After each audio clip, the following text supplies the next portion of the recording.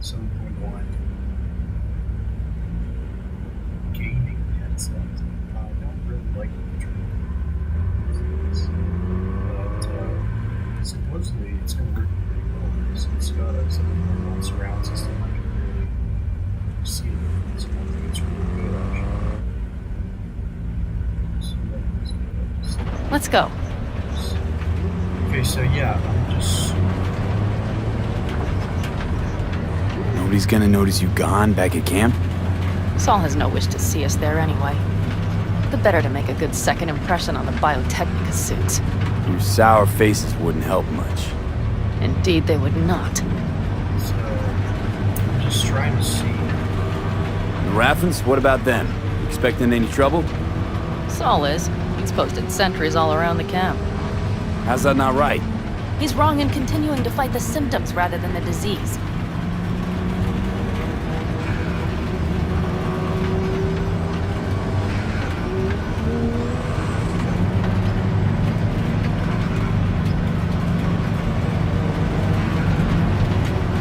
So, I think this is a good example because right now we're having a lot of voice. And I want to see how much of my voice can actually convert to gain voice. And I believe that the mic is pretty good. So it turned out that they could hear me pretty well. That's one like shooter. That was the case. While playing the game, it does certainly seem like so, but I just want to be sure. We have arrived. Okay, so this is me trying to romance Pan Am, and I've been doing everything according to the Internet Gaming News guides for Cyberpunk 2077. I really like this game. I've enjoyed it very much. I must say that I had great expectations when it first was announced. I mean, we're talking 10 plus years ago. Then, to be honest, as we all know, they didn't really, they didn't fulfill. It's not a bad game at all. I think it's a really good game. It's just a half-baked game. It's just an incomplete game. It's just frustrating that they would sell something like this and put a full price tag on it like everything's fine. There's nothing different or anything. So yeah, there's certainly that. I believe that they could have done a much better job if they wouldn't have pressed the developers so much. I've been working in the software development industry for the best part of 6 years, and I'm just very, very sure that that was a problem. First of all, we've seen it all across the tech industry, like in terms of animation. We have seen, like, the recent Spider-Man movie, Spider-Man Across the Multiverse, which I believe comes right after the Into the Multiverse, the second installment of that Miles Morales animated movie series, and it's just sad that, there was a time when they started saying, if you see different versions of the movie, it's because there actually are, owing to the fact that, there's a multiverse of possibilities, whatchamacallit, what have you. And then, really, it just doesn't play out like that. Like, you're not going to actually see different versions of the movie. You're going to see different incomplete iterations of the same movie. And one comes with that one scene, one comes with another, one comes with certain details in somebody's face, the other doesn't, and so on. Because they actually didn't allow the developers to do their, well, not developers, but the animators. Well, I guess you could call them developers. They're movie developers. They develop movies, so you could call urban developers as people who build homes and such, and buildings of other stuff, of other kind. I don't know if you could else call these people movie developers. Anyway, I digress. So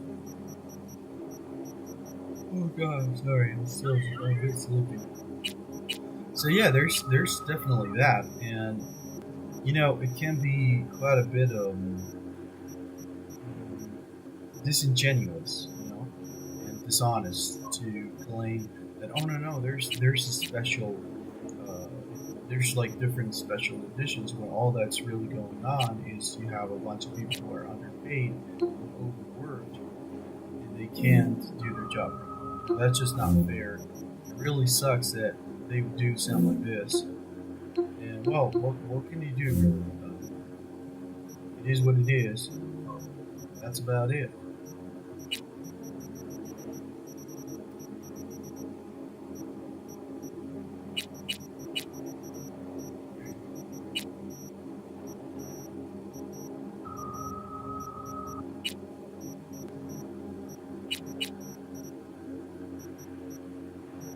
But yeah, so with this game, I believe that's kind of what happened.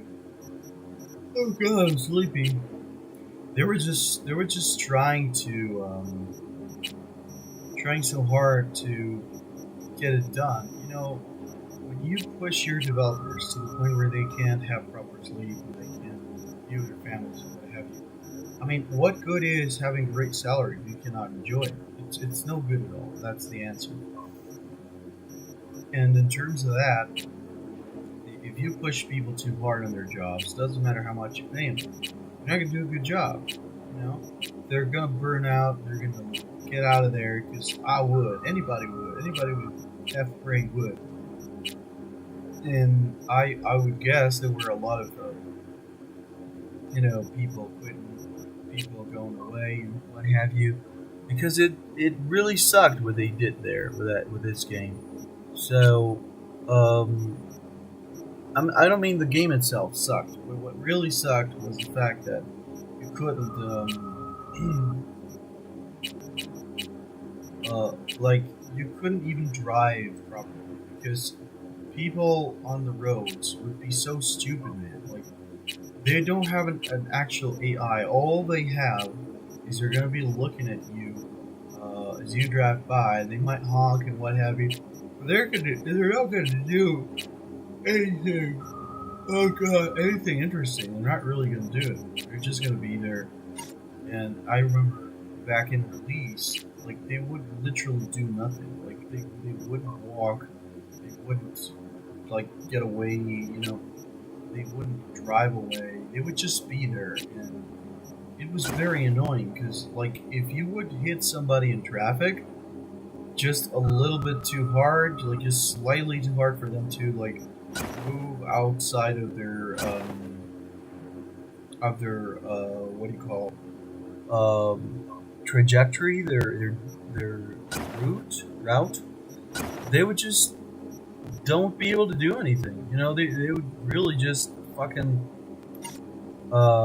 stand there still in their car, and that was it. They would just stop, and that was really, really, really badly annoying. Because what do you do with that? I mean, you could, if you had like a big truck, like a Mackinac or something, you could like, if it's an all-wheel drive version, maybe you could like the Sagard or the Beast, Blair's Beast that you get given later in the game. You would actually like just stand there. I mean, what the fuck would you do with that? You could like drive over them with a big truck, but if you don't have a big truck, you're fucked. So that happened a lot, and people were just annoyed at that. You know, people were just like, "What the fuck is this?" And I really understand that, man. Like, I can really relate to that because it was very annoying. Like, you couldn't drive away because you had a bunch of cars in front of you. And like I said, maybe you can climb over and go over a car, but if you're in a hurry, you get stuck in there. So they really like missed the mark on a number of things. Like, it wasn't two or three things. It was a considerable number of things that really went wrong. And it was really, really annoying. And that really sucked. Because, in turn, you had a game, an incomplete game with a complete price tag, you know? a game that is not yet fully completed, yet a fully charged price tag. That sucks, man. Like, what's wrong with you? You can't really expect us to not get fucking pissed when you doing something like that.